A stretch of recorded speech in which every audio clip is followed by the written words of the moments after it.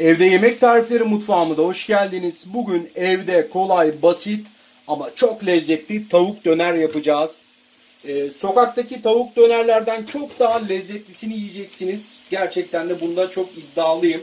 Şöyle sizin için de 3 çeyrek yapıyorum bakın. Ekmeğimi de keselim.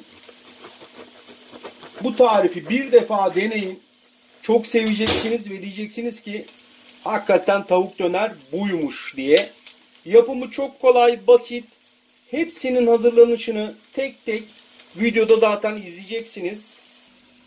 Şimdi önce ekmeğimin içerisine bakın kızartmış olduğum tavukları da göstereyim. Tavuklarımı güzelce diziyorum. Şöyle sırasıyla gerçekten müthiş yaptık. Bu arada arkadaşlar sizlerden ricam bakın çok emek veriyoruz. Çok çaba sarf ediyoruz. İzleyenler bile bir beğeni atmıyor. Nokta dahi olsa yorum yazın ya. Nokta atın bir yorum yazın. Yani YouTube'da bizi önerilere çıkartması için sizlerin desteğine çok ihtiyacımız var. Bu yüzden lütfen bizlere destek olun. Takip etmeyi. Takip etmek bakın 1 saniye. Yukarıdan sadece takip butonuna basacaksınız. Kanalımızı takibe alacaksınız. Ailemize katılacaksınız. Her gün yeni pratik tarifleri izleyeceksiniz arkadaşlar. Sizlerden ricamız ailemize katılın. 700 çeşit tarifimiz var zaten. İstediğiniz tüm tarifleri de bulabilirsiniz. Videolarımıza bakın, çeşitliliğini görün, anlayacaksınız. Tavuklarımı koydum, patateslerimi koydum, kıvırcıklarımı koydum. Biraz da ketçap koyalım. Şöyle. Ketçapımızı da ilave ettik. Biraz da mayonez koyalım. Mayonezimizi de ilave ettik. İşte bu kadar kolay arkadaşlar. Şöyle de yanaştırayım. Deneyenlere şimdiden afiyet olsun. Yorum yazmayı da lütfen unutmayın. Hazırsanız hemen başlıyorum. Şimdi malzemelerimi de hazırlamaya başlıyorum. İlk işlemimiz birinci sıradaki. Burada tavuk göğsünü aldım. Bakın. İsterseniz bunun yarısını tavuk göğsü, yarısını kemiksiz buttan da yapabilirsiniz. Hani size kalmış. Toplamda bakın 4 parça. Fazla da olsa önemli değil. Hani buzluğa atacağımız için ne zaman tavuk döner yapacaksanız o zaman da kullanabileceksiniz. Şimdi bir tane yağlı kağıt alıyorum.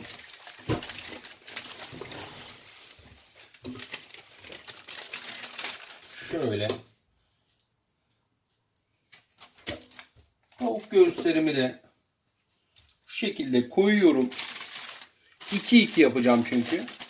Şöyle saracağım. Bunu buzluğa koyacağım çünkü. Buzlukta donmasını bekleyeceğim. Ayrıyeten tavuğun çevresinde şöyle yağlar varsa bunları da alacağız bir bıçak yardımıyla. Önce onları da ben bir alayım.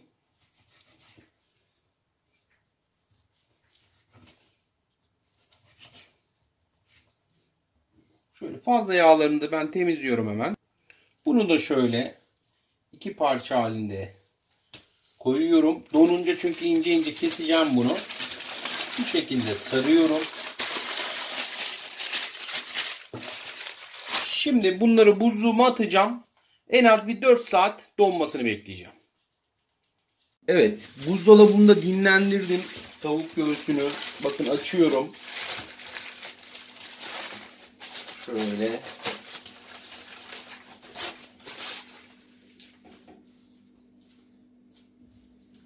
Evet. Evet arkadaşlar, buzluğumda bakın dondurmuş olduğum tavuk göğsüm bu şekilde. Şimdi bunu 10 dakika 2 parça yapmıştım biliyorsunuz. 4 adet bölmüştüm. 4'e bölmüştüm tavuk göğsümü. Bu şekilde çözülmeden, burası püf nokta, kritik bir yer burası. Çözülmeden bunu keseceğiz. Kesimi de zor değil. Çok ince değil, çok kalın da değil. Hani şu şekilde doğrayacağım. Şu şekilde 10 dakika bekletin ki rahat kesebilin. Gördüğünüz gibi. Hiç de zor değil yani şeyi. Bıçak tabi daha keskin olursa daha iyi olur.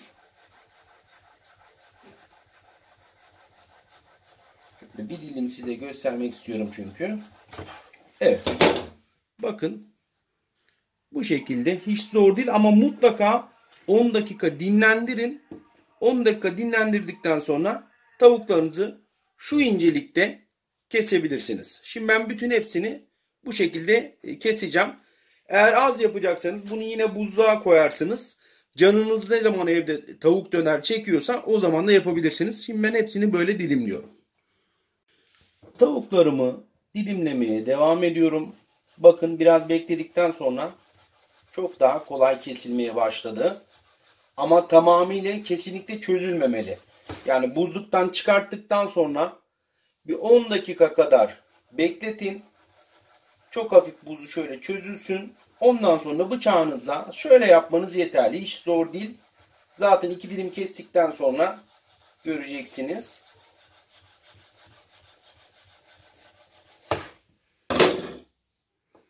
İşte nefis tavuk dönerlerimiz olmaya başladı. Bütün tavuklarımı şu incelikte doğradım. Şöyle bir borcamıma alıyorum hepsini. Bundan sonra zaten bu tarifi bakın iyi izleyin arkadaşlar. Tavuk döneri evinizde lezzetiyle yiyin. Yani hiçbir tavuk dönerci size şu seviyede bir et koymaz yani. Zaten o da kurtarmaz onu. Şimdi tavuğumuzu marine edeceğiz bir süre. Öncelikli olarak 2 yemek kaşığı salça koyuyorum. Domates salçası bu arada. Daha sonra yoğurt ilave ediyorum. Yoğurt çünkü bunu güzelce yumuşatacak. Şöyle 3 yemek kaşığı kadar yoğurdumu ilave ettim. Tuzunu ilave ediyorum. 1 tatlı kaşığı. Karabiber ilave ediyorum. O da şöyle 1 çay kaşığı kadar yeterli olacak. 1 çay kaşığı kadar tatlı toz biber. 1 tatlı kaşığı da kekik ilave ediyorum. Biraz zeytinyağı da ilave ediyorum. Son olarak da pul biber ilave ediyorum. Şimdi bunu güzelce karıştıracağım. Şimdi bütün bu karışımımızı birbirine yediriyoruz. Yoğurt da tavuğumuzu güzel bir şekilde yumuşatacak. Daha sonra da ağzını streçleyeceğim ve buzdolabıma koyacağım. Kıvırcıklarımı da ince ince kıyıyorum bir yandan. Burada tavuk dönerde ekmeğimizin arasına koyarız. Dolapta marine etmiş olduğumuz tavuklarımızı aldık. Tavamı da bu arada iyice kızdırdım. Şimdi ocağımda orta ateşte tavuklarımı koyacağım. Kızartmaya başlayacağım.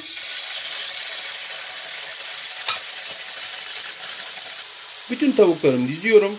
Tavuklarımı da çevirmeye başladım. Zaten hemen 2 dakikada kızarıyor arkadaşlar.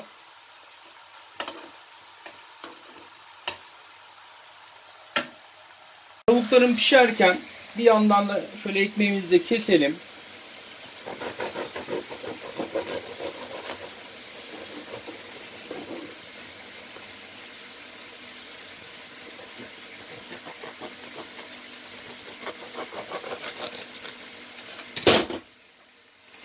Ekmeğimiz de hazır olsun arkadaşlar.